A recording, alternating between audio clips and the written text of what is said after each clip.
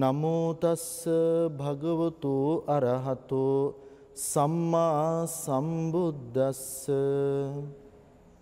ශ්‍රද්ධාවන්ත පින්වතුනි, අදත් මේ හිමිදිරි උදෑසන ඔබ සියලු දෙනාම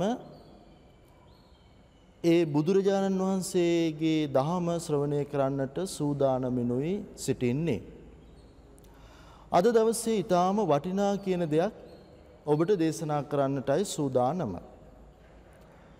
කෙනෙකුගේ ජීවිතයේ දියුණුවට කරුණු දෙකක් හිතේ තියාගත්තොත් ඒ හොඳටම ඇති.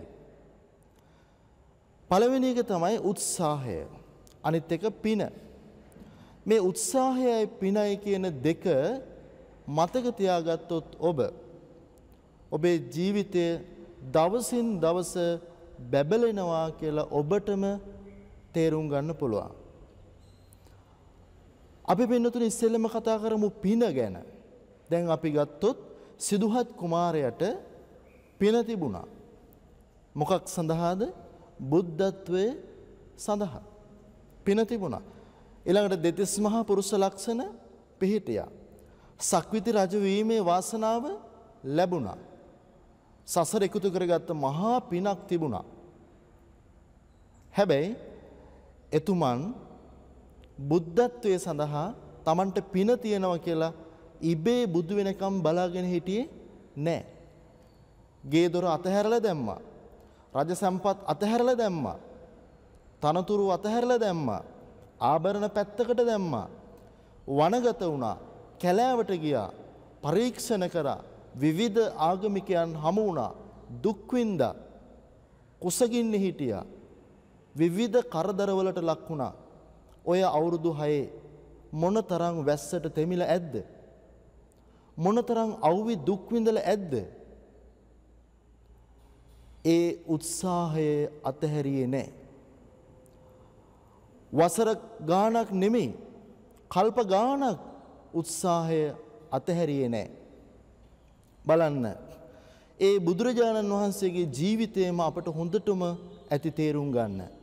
බුදුරජාණන් වහන්සේ කියන්නේ උත්සාහයයි පිනයි එකට එකතු වෙච්ච මහා උත්තමයෙක්. අපේ ජීවිතවලටත් මේක අවශ්‍යයි.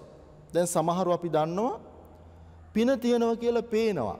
හැබැයි කිසි උත්සාහයක් නැහැ.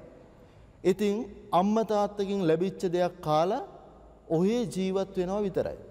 පිනට ලැබුණා ගේ දොර දියුණුවීමක් නැහැ. තව සමහරව අපි දකිනවා හරියට උත්සාහවන්තයි. උදේ දිවා රැ නොබලා මහන්සි වෙනවා. අනන්ත දුක් විඳිනවා දියුණු වෙන්න.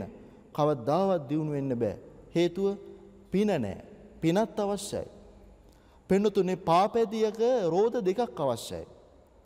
ඒ පාපැදියට රෝද දෙකක් අවශ්‍යයි වගේ අපේ ජීවිතයටත් උත්සාහයයි පිනයි දෙකම අවශ්‍යයි. කොපමණ උත්සාහවන්ත වෙලා සල්ලි හම්බ කරත් වැඩක් නැහැ පින් දහම් කරන්නේ නැත්තම්. පින්නතුනේ බුදුරජාණන් වහන්සේගේ කාලේ හිටිය දුප්පත් පවුලක්. හංකාලා කියලා ඒ කාන්තාවගේ නම. මේ හංකාලා කියන කාන්තාවයි ඇයගේ ස්වාමියයි පුතයි තුන්දෙනා මේ ගෙදර ඉන්නවා. දිලිඳු පවුලක්. උයන්නේ පිහන්නේ නැහැ. හට්ටි මුට්ටි නැහැ. උදේට නැගිටලා සිංගමනේ ගිහිල්ලා මොනවා හරි දෙයක් කාලා එනවා. මෙහෙම ජීවත් වෙච්ච මේ දුප්පත් පවුල කල්පනා කරගත්තා අපේ පුතා රජවාසලට දෙනවා කියලා.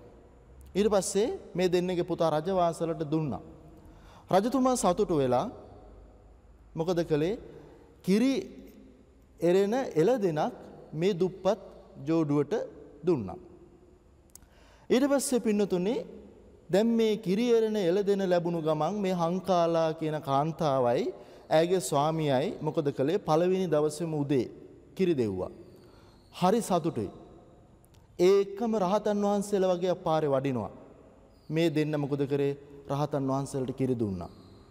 දවස් ගාණක් මෙහෙම හැමදාම සතුටින් කිරි දුන්නා. අන්තිමට ඒ පිනේ බලයෙන් මේගොල්ලන්ට විකුණන්නත් කිරි ලැබුණා. කිරි විකුණා. රටේ රජතුමා දැනගත්තා මේගොල්ලෝ දුක් මහන්සි වෙලා මේ කිරි දොවලා මහා සංඝරත්නයට කිරි පූජා කරනවා, විකුණනවා, ටිකෙන් ටික දියුණු වෙනවා කියලා දැනගත්තා.